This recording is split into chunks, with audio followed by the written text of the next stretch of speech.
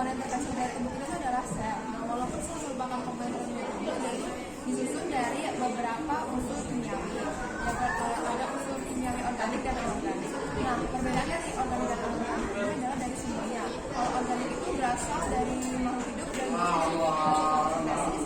Sedangkan kalau anorganik itu berasal dari makhluk yang bukan hidup dan biasanya juga kayak mineral dan lain sebagainya. Nah, sekarang saya akan menjelaskan tentang yang organik itu ada apa aja sih. Yang pertama ada karbohidrat. Nah, karbohidrat ini tersusun dari hidrogen, karbon dan juga oksigen. Nah, karbohidrat ini terbentuk dari proses fotosintesis sel tumbuhan. Fungsinya itu fungsi dari karbohidrat sebagai sumber energi, cadangan energi dan komponen struktural. Nah, selanjutnya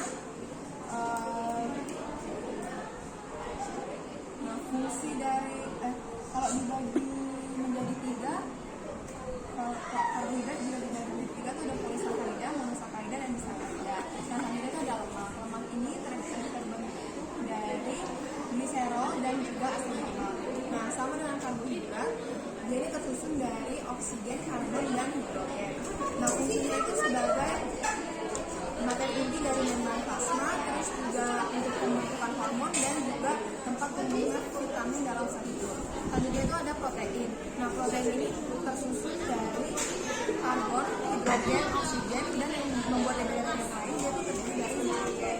Nah, terus protein ini adalah polimer asam amino yang terikat dengan ikatan peptida. Terus proteinnya ada dua, protein fungsional dan struktural.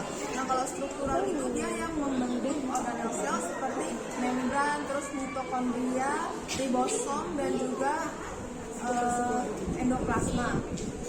Nah, terus kalau yang fungsional dia itu yang berperan dalam metabolisme tubuh seperti enzim dan juga hormon. Nah, kalau yang organik yang terakhir itu ada asam nukleat. Nah, asam nukleat itu terdiri dari DNA dan RNA. Terus dia merupakan materi inti sel. Dia juga merupakan polimer nukleotida yang berfungsi dalam menjaga pergerakan sel dan juga membawa materi genetik. Nah, selanjutnya itu ada yang anorganik. Yang pertama ada vitamin. Vitamin ini adalah zat gizi esensial. Dia berfungsi untuk metabolisme tubuh, pertumbuhan dan juga merangkul radikal bebas. Contoh vitamin itu ada vitamin A, vitamin B1, vitamin C dan vitamin yang lainnya. Selanjutnya itu ada air. Nah, air ini merupakan materi inti dari protoplasma.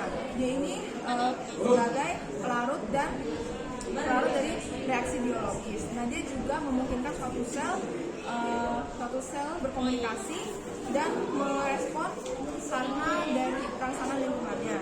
Yang terakhir ada mineral. Nah, mineral ini itu berfungsi untuk menjaga keseimbangan antara asam dan basa, terus juga menjaga enzim sama untuk metabolisme tubuh. Nah, dia ini terdiri dari makroplasma. Nah, makroplasma itu ada fosfor, kalsium, magnesium.